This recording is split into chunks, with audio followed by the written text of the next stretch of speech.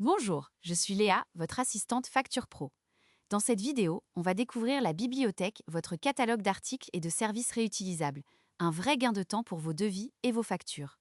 Accédez à la bibliothèque depuis le menu latéral.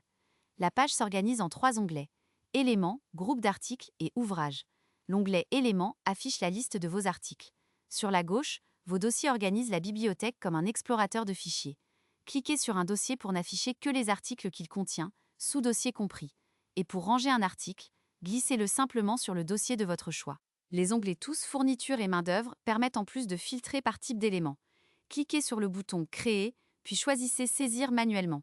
Le formulaire propose plusieurs onglets: Information, Tarification, Lots et Avancées. L'onglet Information contient l'essentiel: le nom, la description formatée, la référence, le dossier de rangement et le type produit ou service. La description peut être enrichie avec du gras, de l'italique et des listes. Elle apparaîtra sur vos devis et factures. Et pour la rédiger sans taper au clavier, utilisez la dictée vocale, cliquez sur l'icône Micro, Parler et le texte s'écrit tout seul. Le bouton Assisté par l'IA ouvre un assistant conversationnel.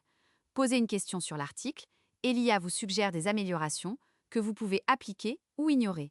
L'onglet Tarification contient le prix acheté, le taux de TVA et le prix de revient. La marge est calculée automatiquement. Et voici une nouveauté importante pour les artisans: le champ Temps de pause. Vous indiquez le temps de réalisation par unité. Par exemple, une demi-heure par mètre carré pour une pause de cloison. Ce temps sert ensuite au mode Chantier des devis. La durée de chaque ligne est calculée automatiquement, temps unitaire multiplié par la quantité, pour générer votre planning de chantier. Nous verrons tout ça dans la formation dédiée au chantier.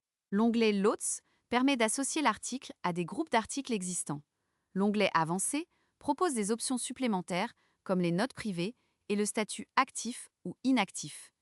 Dans Tarification toujours, choisissez l'unité de mesure parmi les unités standards: mètre carré, mètre linéaire, heure, kilogramme, litre.